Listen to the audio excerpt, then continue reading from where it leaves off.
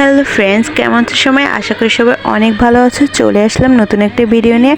তো দেখতে দেখতে আমার মেয়ের কিন্তু 9 মাস শেষ হয়ে গেল। তো এখন ও কিন্তু 10 মাসে পা দিল। তো আমরা কিন্তু আসলে ওর প্রত্যেকটা মাসেই জন্মদিন পালন করি। সেটা তোমরা সবাই যারা আমাকে ফলো করো তারা অবশ্যই দেখে থাকবে। আসলে অনেকেই এটা পছন্দ করে না, কিন্তু আমার ভালো লাগে।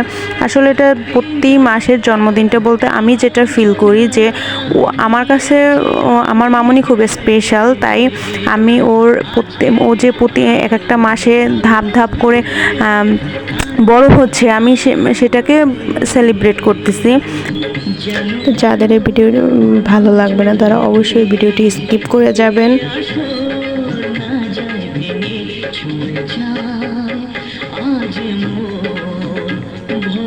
দেখো মামুনিকে আমরা রেডি করে ছোটোখাটো অ্যারেঞ্জমেন্ট করলাম। তো উপস্থিত মতো আমার মা ছিল, তখন দাদু চলে এসেছিলো। তো দাদুও ছিল সেদিন।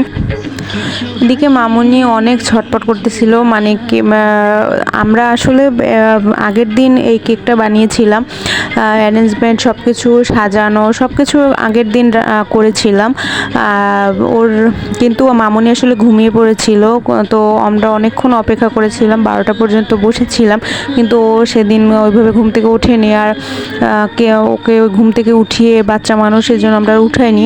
তো পরের দিনে আমরা কেকটা কেটেছিলাম, কিন্তু পরের দিনও সে কেকটা ওইভাবে কাটতে চাচ্ছিল না, বসতেই চাচ্ছিল না। দেখো আমরা কেক কাটতে যাচ্ছি, সে কাটতে চাচ্ছিল না। অবশেষে আমরা টেবিলের উপর বসিয়ে রেখে ও কাটতে চেয়েছিলাম, তাতেও কোনোভাবে কাটবে না তারপর আমরা কোনোভাবে তাকে ম্যানেজ করে অনেক কিছু খেলনা দেখিয়ে তারপরে কোনোভাবে কেটেছি ছোটোখাটোভাবে। ওইভাবে আসলে বাচ্চাদেরকে নিয়ে ওইভাবে যে প্ল্যানগুলো করা হয় সবগুলো সাকসেসফুলভাবে করা যায় না। তো অবশেষে আমাদের কেক কাটা হয়ে গেল। তো মামুনিকে দেখো এত দুরন্ত হয়েছে, সে তাকে কেক খাইয়ে দিতে গেছি, তখন সে এমনভাবে মাথাটা নিয়েছে যে মাথার সাথে দেয়ালের সাথে টাক খেয়েছে, কিন্তু কান্নাকাটি কিছু করেনি।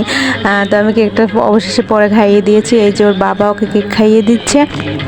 তো এরপর একে সবাই আশীর্বাদ করে নিল। এই তো দেখতে দেখতে 9টা মাস হয়ে গেছে, 1 বছর হতে আর দেরি নেই।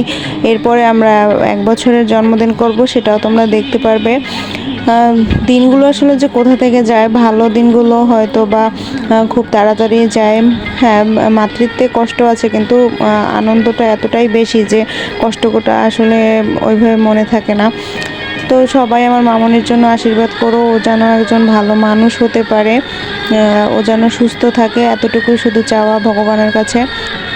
তো এই যে ওর দিদা ওকে জন্মদিনে একটা পুতুল গিফট করেছিল, ওর বাবা ওকে একটা ক্যাকটাস গিফট করেছিল, আর মামনির যে জামাটা পরা ওইটা আমি ওকে গিফট করেছিলাম, আরও একটা জামা গিফট করেছিলাম।